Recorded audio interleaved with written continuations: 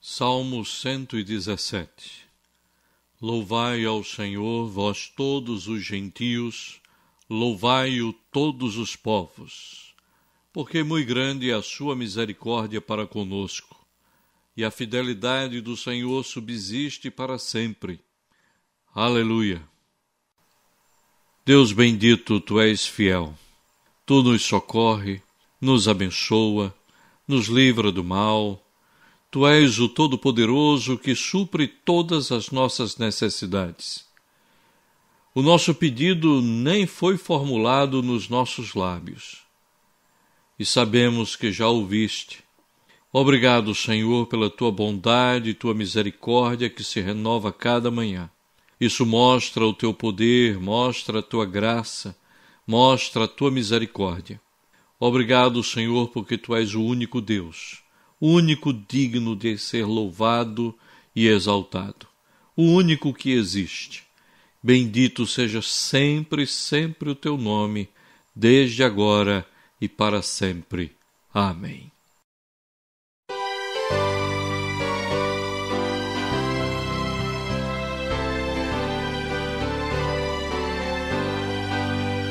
Cantai a Cristo Salvador, que tanto nos amou, e para nossa redenção seu sangue derramou. Salvação, salvação, alcançou-nos o Filho de Deus.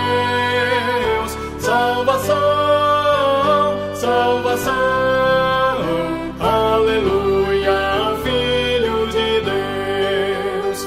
Cantai o amor celestial, amor do grande Deus. Divina flama consumir os vis pecados meus. Salvação,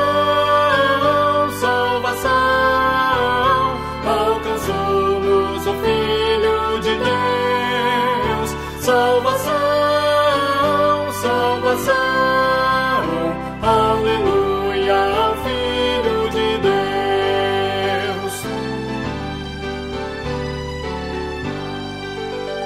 De Cristo excelso enfim do amor, ó vinde publicai, e dele a grande salvação a todos proclamai.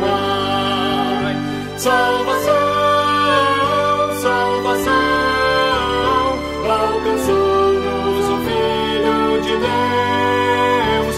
Salvação, salvação, aleluia, Filho de Deus. A palavra do Senhor diz assim no livro do profeta Isaías, capítulo 1, versículo 16 ao versículo 17. Lavai-vos, purificai-vos, tirai a maldade dos vossos atos diante dos meus olhos. Cessai de fazer o mal. Aprendei a fazer o bem, atendei à justiça, repreendei ao opressor, defendei o direito do órfão, pleiteai a causa das viúvas. Com o nosso coração exortado pela palavra, pelo Senhor, fechemos os nossos olhos e oremos silenciosamente, confessando cada um dos nossos pecados.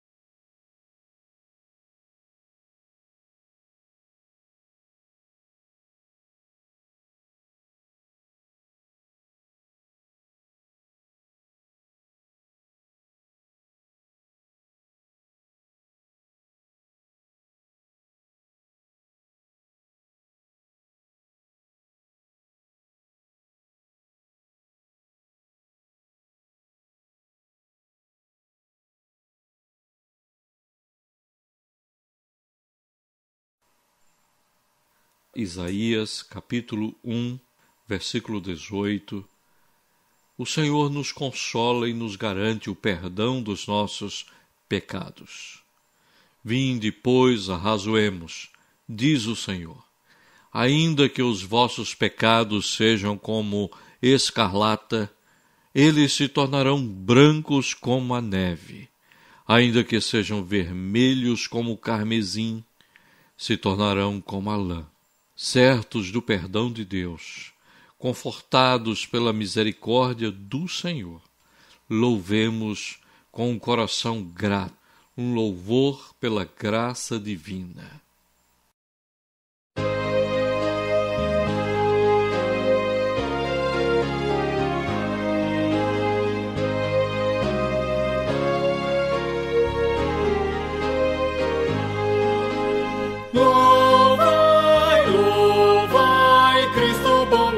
Divino, por nós na cruz ele sofreu, morreu.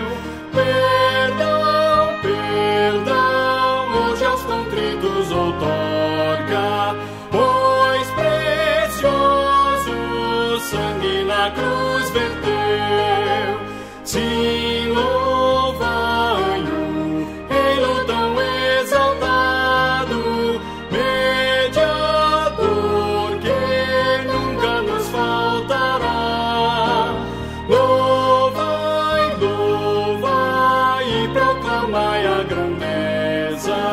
do perdão da graça que a todos dá. Louvai, louvai, Cristo bom mestre divino, conselhos bons dá ele ao pecador. Anunciai as bênçãos maravilhosas, concedidas por nosso Salvador. Vinde todos, servos de Jesus Cristo, e Ele nunca vos abandonará. Louvai, louvai e proclamai a grandeza do perdão da graça que a todos dá.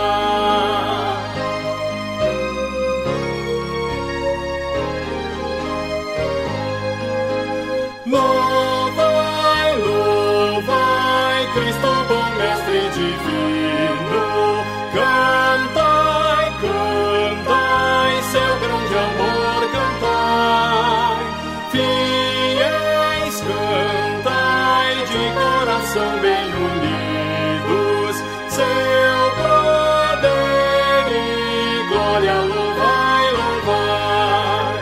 Qual pastor que cuida do seu rebanho, Cristo assim os crentes protegerá. Louvai, louvai e proclamai a grandeza do perdão da graça que a todos dá.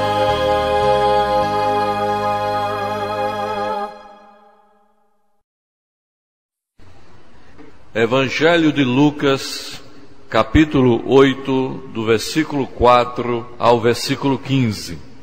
Evangelho de Lucas, capítulo 8, versículo 4 ao versículo 15. Afluindo uma grande multidão e vindo ter com ele gente de todas as cidades, disse Jesus por parábola: Eis que o semeador saiu a semear. E ao semear, uma parte caiu à beira do caminho, foi pisada e as aves do céu a comeram. Outra caiu sobre a rocha, e tendo crescido, secou por falta de umidade. Outra caiu no meio dos espinhos, e estes, ao crescerem com ela, a sufocaram. Outra, afinal, caiu em boa terra, cresceu e produziu 100 por 1. Dizendo isto, clamou: Quem tem ouvidos para ouvir, ouça. E os seus discípulos interrogaram, dizendo: Que parábola é esta? Respondeu-lhe Jesus: a vós outros é dado conhecer os mistérios do reino de Deus. Aos demais fala-se por parábolas, para que vendo não vejam e ouvindo não entendam. Este é o sentido da parábola. A semente é a palavra de Deus. A que caiu à beira do caminho são as que ouviram. Vem a seguir o diabo e arrebata-lhes do coração a palavra, para não suceder que, crendo, sejam salvos. A que caiu sobre a pedra são os que, ouvindo a palavra, recebem com alegria. Esses não têm raiz, creem apenas por algum tempo e, na hora da provação, se desviam. A que caiu entre os espinhos são os que ouviram e, no decorrer dos dias, foram sufocados com os cuidados, riquezas e deleites da vida. Os frutos não chegam a amadurecer. A que caiu na terra são os que, tendo ouvido de bom e reto coração, retêm a palavra. Estes frutificam com perseverança. Vamos orar? Bendito Deus, semeastes a tua palavra no nosso coração.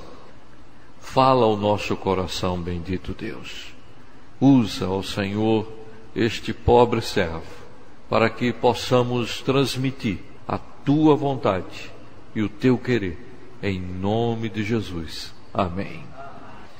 Meus queridos irmãos, a palavra de Deus não volta vazia. Não é assim que diz o texto de Isaías também? A palavra de Deus não volta vazia, sem que antes faça aquilo que tem como por objetivo.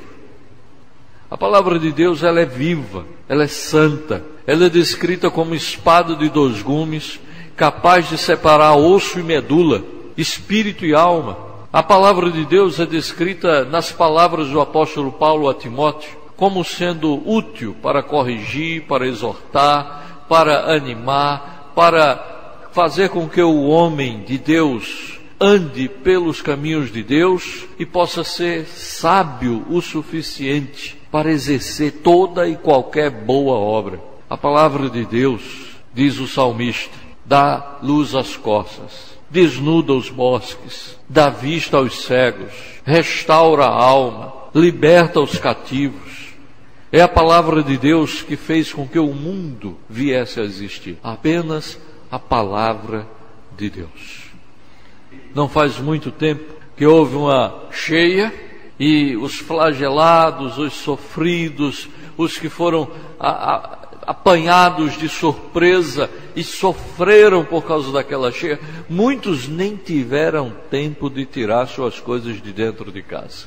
E uma menina, rapidamente vendo que só não tinha nem tempo de recolher os seus pertences, ela teve que pegar o que valia mais para ela. E ela agarrou-se com seus livros da escola e voltou, e subiu naquela pequena jangada, e agarrada ali ela foi fotografada. Os repórteres foram até a casa dela, perguntaram para ela por que ela tinha pego somente os livros da escola. Ela disse: porque isso aqui é o meu futuro. Virou notícia. Porque poucas pessoas se agarram com seus livros como sendo o seu futuro. Este livro sagrado também é o futuro da nossa alma. É o futuro da nossa alegria, é o futuro de uma família bem-sucedida, é o futuro de uma igreja fortalecida nos caminhos do Senhor. Então, este livro é para nós a bússola, o guia, é aquilo que nos dá restauração, paz e conforto. Se tivéssemos um incêndio e tivéssemos que escolher somente um objeto, feliz era aquele que escolhesse a palavra de Deus para guardá-la e socorrê-la. No tempo de Josias, as pessoas estavam perdidas. E quando veio aquele avivamento, o avivamento veio porque eles encontraram o livro sagrado. Se nós não encontramos o livro sagrado, nós não temos um verdadeiro avivamento. Embora todos queiram um avivamento coletivo, seria necessário que nós pensássemos que nós precisamos, antes de um avivamento coletivo, um avivamento individual. Eu avivado, você avivado, para depois dizermos nós, fomos avivados e movidos pelo Senhor. Só assim realmente a gente poderia viver se renovar, essa reforma, esse avivamento, essa restauração. Jesus olha para os seus discípulos. Uma multidão vai até ele, diz o versículo 4, Lucas 8, versículo 4. Afluindo uma grande multidão e vindo ter com ele gente de todas as cidades, disse Jesus por parábola: eis que o semeador saiu a semear, e ao semear uma parte caiu à beira do caminho, foi pisada e as aves do céu a comeram. Essa primeira explicação da parábola vem logo a seguir, quando a partir do versículo 9 os discípulos interessados, agora não em ouvir, mas em entender, porque alguns são ouvintes, outros são praticantes, mas para praticarmos corretamente, nós precisamos entender. Aí a palavra de Deus diz assim, que os discípulos procuraram Jesus. Esse é o primeiro princípio para nós termos boa compreensão das Escrituras. E se nós queremos entender a palavra de Deus, nós precisamos procurar o autor das palavras. Por isso que sempre antes do sermão nós oramos. Curvar a nossa fronte e orar e dizer: Deus, tem misericórdia de mim, ilumina o meu coração, clareia a tua palavra diante dos meus olhos. E os discípulos fazem isso. Esse é o primeiro passo para entendermos bem as Escrituras Sagradas. Senhor, ensina-me. Se você está em casa, leu a palavra do Senhor, ore. Ou ora antes de ler, ou ora depois de ler, mas ora pedindo: Senhor, mostra-me, ensina-me, instrui, ilumina, clareia, ó Deus, a nossa mente.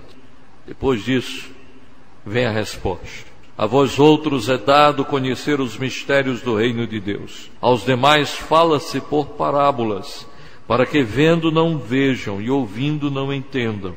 Como a Bíblia é clara. Embora algumas pessoas digam que a história é lucida, uma parábola ajuda a gente a entender as coisas de uma maneira melhor. O objetivo de Jesus contar parábolas não é deixar claro, mas deixar obscuro, deixar não nítido para as outras pessoas, mas para os discípulos não. Para os discípulos viria a parábola, que nem os discípulos conseguiam entender, por isso que procuraram Jesus, mas vinha a explicação da parábola para aqueles discípulos. Nem todas as parábolas acompanham a interpretação de Jesus.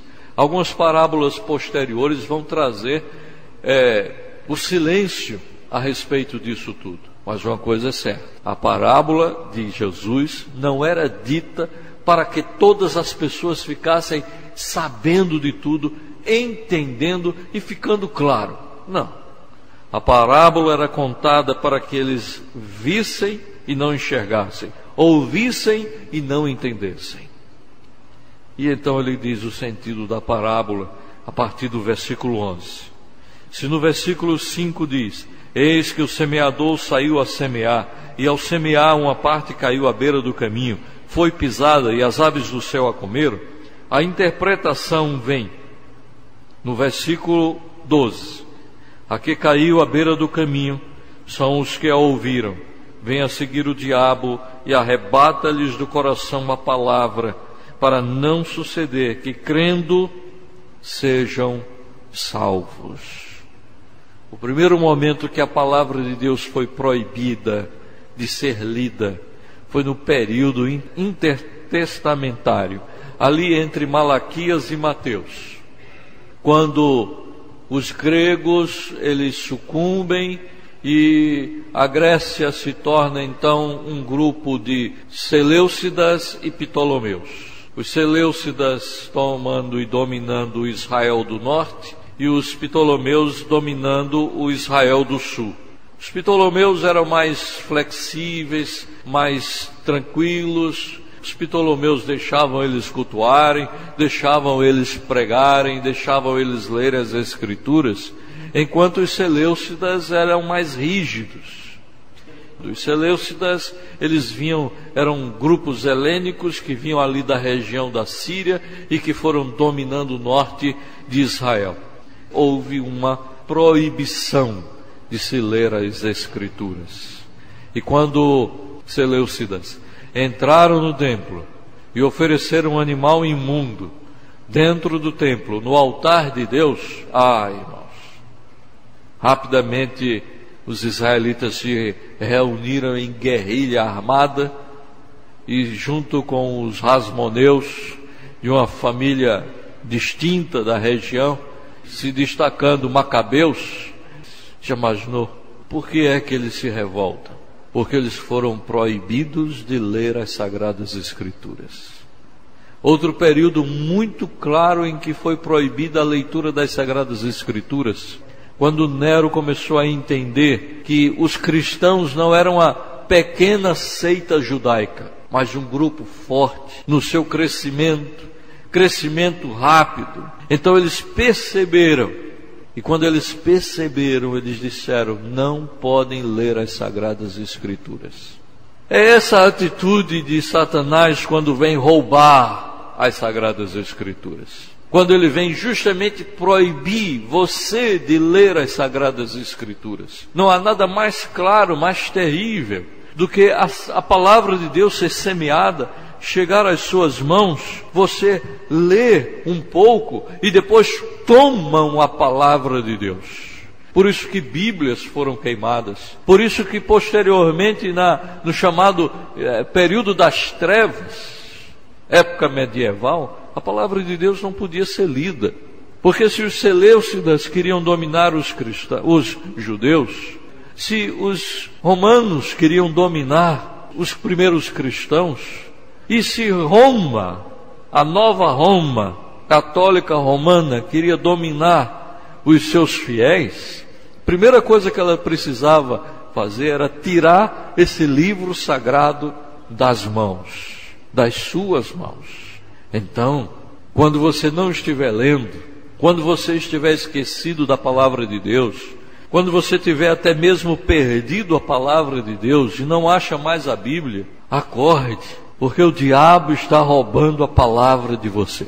O diabo está tirando a palavra de você. E esse tirar é com o ato de proibir, é com o ato de perder, é com o ato de você não ter acesso às Sagradas Escrituras. Animista, como alguns índios que viviam cheio de medo do invisível e de almas penadas, de espíritos perdidos dentro da floresta. E é com medo assim que Lutero, apavorado, recorre a Santa Luzia. Com medo.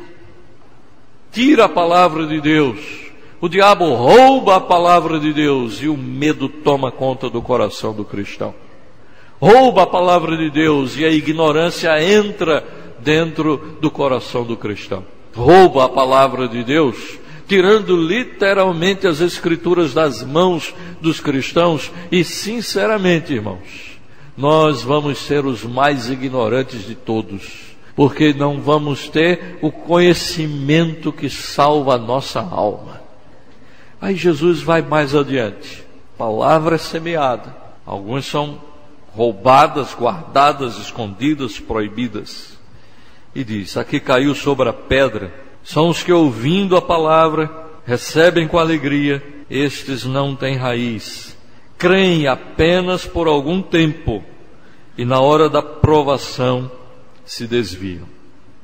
Recebem a palavra, crê na palavra, mas tudo por algum tempo.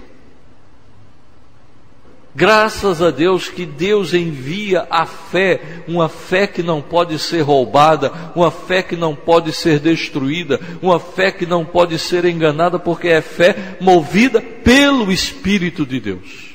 É Deus que cuida, é Deus que livra, é Deus que protege. E aí a gente começa a entender como é que nós suportamos certas situações.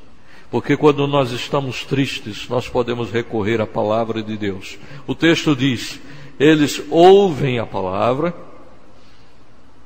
recebem com alegria, estes não têm raiz. Rapidamente a nossa mente voa até Salmo 1. Bem-aventurado o homem que não anda no conselho dos ímpios, não se detém no caminho dos pecadores. Antes o seu prazer está na lei do Senhor, e na sua lei medita de dia e de noite. Ele será como árvore plantada junto à corrente de águas, que no devido tempo dá o seu fruto, e cuja folhagem não murcha, porque as suas raízes, elas bebem, elas se alimentam daquele ribeiro, daquele córrego, daquele rio de águas vivas que estão ali perto, mas não dá para ser cristão por um tempo. Por que é que algumas vezes a fé está enfraquecida? Porque não tem raízes. Porque a fé não está robustecida, porque não tem raízes. Porque vem o vento e derruba essa árvore, porque não tem raízes. Não é o vento que é forte, são as raízes que são superficiais. Porque uma casa vem abaixo, porque o alicerce não é profundo. A palavra de Deus deixa claro, Jesus está deixando claro aos discípulos o seguinte: vocês ouviram a palavra, vocês creem na palavra, agora enraizem-se nas palavras. Enraizar-se na palavra é ler, é se aprofundar, é estudar. Não é folhear a palavra de Deus, não é uma leitura descuidada, mas é uma leitura que se pergunta: o que quer dizer isso? Enraizar-se na palavra de Deus não é somente saber quantos livros tem a Bíblia. É mais do que isso. É saber o que tem na Bíblia. É não participar de correntes de oração. É ter raízes o suficiente para não ser enganado com: vem às 7 sextas-feiras para você ser curado. Ter raízes é saber que Deus é poderoso, independente da nossa fraqueza. É saber que Deus tem poder para fazer infinitamente mais aquilo que nós já cremos ou já imaginamos. Ter raízes é conhecer de fato as Escrituras Sagradas. Ter raízes é ler a Bíblia todos os dias, para termos aprofundamento bíblico. De fato, já citamos algum tempo atrás que tem pessoas que têm raízes na teologia, mas são superficiais nas Escrituras. E por isso não tem fé. Por isso que há muitos anos atrás, um homem que ia à televisão, um pastor que ia à televisão e respondia todas as perguntas possíveis, ele terminou abandonando a própria fé, porque ele tinha conhecimento teológico, mas não conhecia o Salvador Jesus Cristo. Não tinha aprofundamento de quem é Jesus. Quando Pedro foi arguido por Jesus Cristo, dizendo: e você, quer me abandonar também? Ele disse: Senhor, para onde iremos se tu tens as palavras de vida eterna? Como podemos nos afastar da palavra que nos dá a vida eterna? O apóstolo Paulo disse: lê a palavra, medita nela, não se afaste dela, porque ela te fará sábio para herdar a salvação. Se existe um livro que vai de fato me mostrar qual o caminho da salvação, é a Bíblia. Se você chegar e tiver uma biblioteca imensa, 50.000 títulos, tudo isso vai se resumir nas Sagradas Escrituras. Porque todos esses livros evangélicos, e como disse o sábio Salomão, não há limites para se escrever livros, porque realmente vai ter muito livro, muita interpretação do mesmo texto. Algumas divergentes, outras convergentes. Porém, basta a Escritura. Dentre todos os livros, meditar nela, amá-la, vivê-la e conhecê-la. Porque senão, a nossa fé será superficial e nós não teremos raízes. A terceira semente, diz o texto sagrado, caiu entre os espinhos. São os que ouviram e no decorrer dos dias foram sufocados com os cuidados, riquezas, deleites da vida. Os frutos não chegam a amadurecer. A que caiu entre os espinhos são os que ouviram e no decorrer dos dias criaram raízes. Mas 3 coisas a impediram: os cuidados, as riquezas e os deleites da vida. Nós temos muitas preocupações. E quando temos muitas preocupações e os cuidados deste mundo, lembramos então a história de Marta e Maria. Uma cheia de cuidados com o Senhor, outra aquietando-se aos pés do Senhor e ouvindo benditas palavras de Jesus Cristo. Imagine você hoje, com o conhecimento que tem, se Jesus entrasse na sua sala, sentasse no seu sofá, você iria para a cozinha ou ouviria Jesus na sala? Hoje, com o amor que temos e o entendimento que temos, iríamos dizer: eu vou sentar na sala e vou ouvir. Pois até o endemoniado de Gadara, quando foi expelido os demônios dele, ele também sentou aos pés de Jesus em sã juízo e quieto ouvia e prestava atenção. Mas quem está cheio de cuidados, tem que fazer isso, tem que fazer aquilo, os muitos afazeres nos afastam das Sagradas Escrituras. E aí a gente é sufocado, até que existe, até que tem raízes, mas frutifica? Não, é infrutífero. Meus irmãos, Jesus passou por uma figueira. Diz os comentaristas que nem era época de figo. Mas ele olhou para a figueira, quis comer figos, não tinha. E ele disse: nunca mais nasça figo de ti.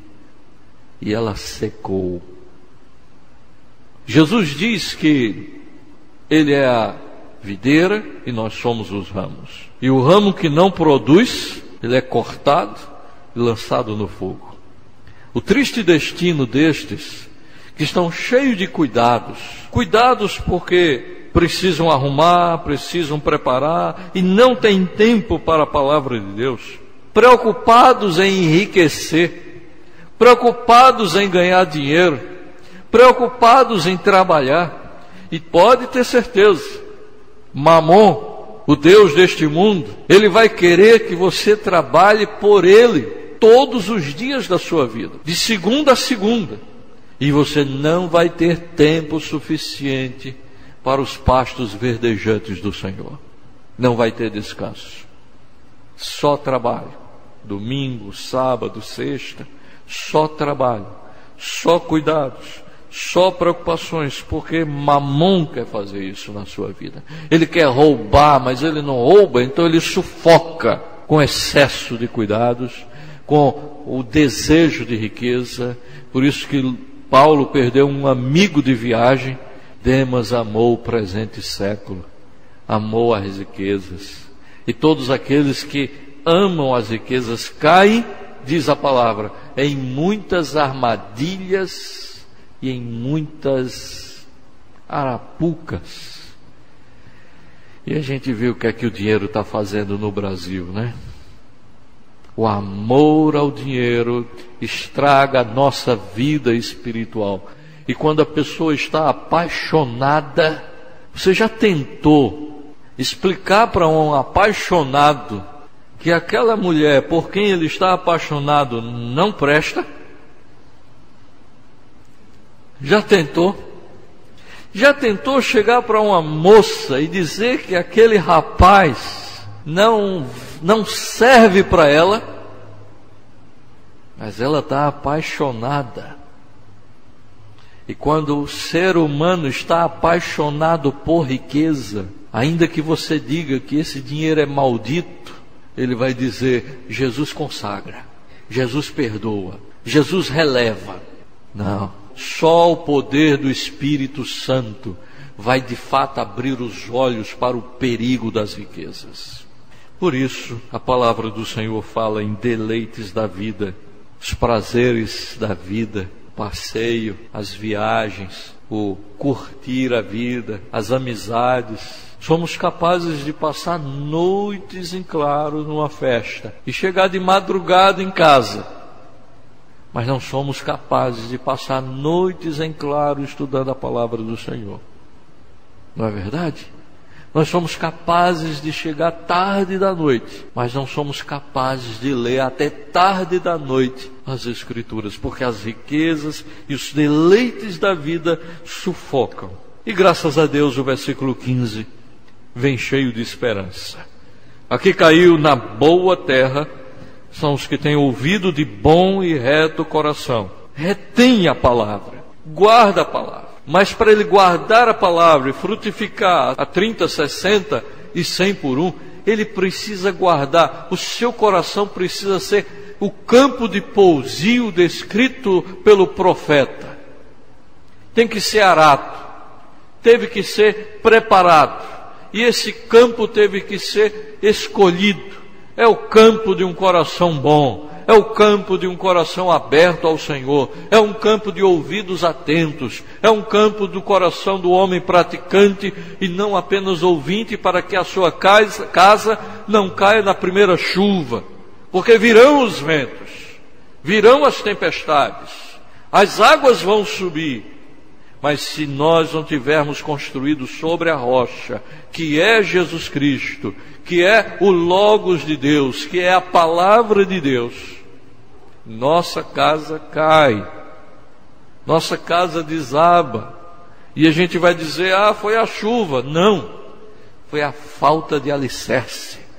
Não, foi o vento. Não, foi a falta de enraizamento das Escrituras, a preocupação com outras coisas. Mas o bom e reto coração retém. O salmista diz, guardo a tua palavra no meu coração, para não pecar contra ti. O crente que vai frutificar é aquele que está dizendo, eu quero não pecar. O crente que vai frutificar, ele diz, eu quero guardar a palavra do Senhor para não pecar. Eu não tenho prazer no pecado, eu não tenho alegria no pecado. Pecadinho, isso aí faz parte na vida do velho homem, não faz parte na vida da nova criatura, não faz parte. Tem muita gente entendendo que amar a palavra de Deus, viver a palavra de Deus e guardar a palavra de Deus é agarrar-se à lei, e aí vive uma legalidade, um legalismo. Há outros que entendem que amar a palavra de Deus é ser ético, é ser justo, é ser 100% correto. E aí se transforma em uma moralidade impossível de realmente ser agradável a Deus. Mas Jesus não está chamando o homem nem para a legalidade, nem para a moralidade. Deus está chamando o homem para a liberdade do Espírito, para uma vida no Espírito, para uma vida com Jesus Cristo.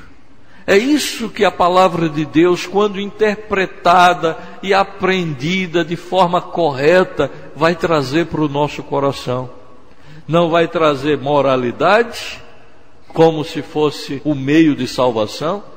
Não vai deixar que a gente pense que o nosso legalismo se chama santidade, porque tem muita gente confundindo legalismo com santidade e santidade com legalismo.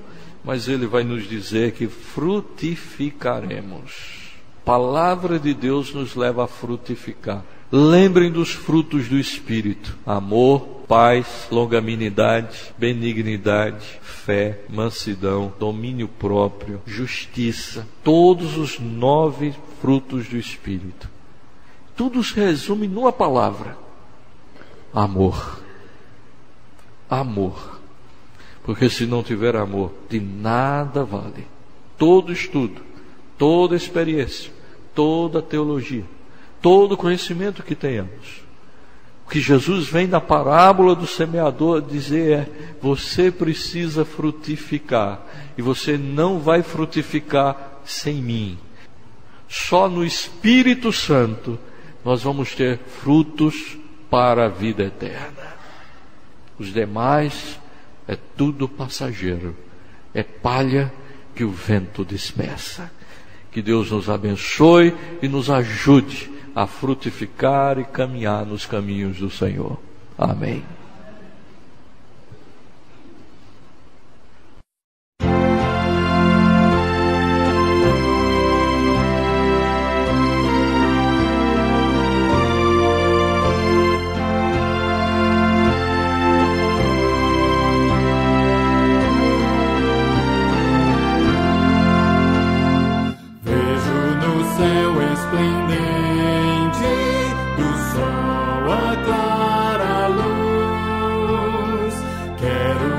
ver tão somente, brilhando por Jesus, brilhando, brilhando, brilhando qual doce luz, brilhando, brilhando, brilhando por meu Jesus. Quero na vida exaltá-lo, na escola e no estudar. Quero também imitá-lo em casa e no brincar. Brilhando, brilhando, brilhando qual doce luz, brilhando, brilhando, brilhando por meu Jesus. Amável com toda a gente, assim me quer Jesus. De rosto alegre e contente, brilhando como a luz, brilhando, brilhando, brilhando qual doce luz, brilhando, brilhando, brilhando por meu Jesus.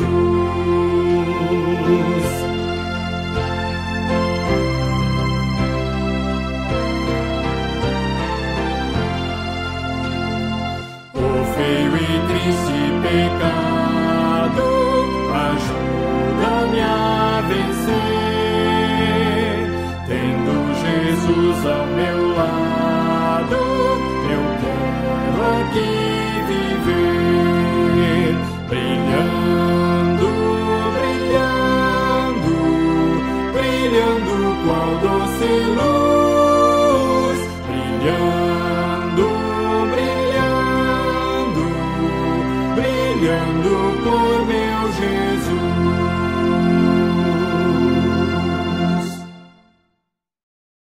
Vamos receber a bênção do Senhor.